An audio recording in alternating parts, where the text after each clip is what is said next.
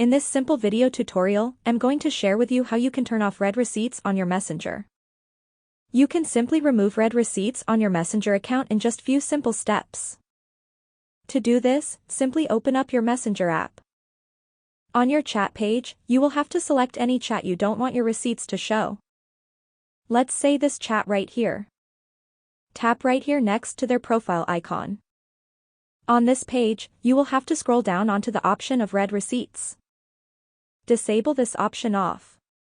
This particular user won't be able to notice when you have seen or read their messages. You can undo this feature at any time. That's how easy it is to remove read receipts on your Messenger account. If you have any questions, just let me know in the comments section down below. Please don't forget to leave a like, share and subscribe for more video tutorials like this one.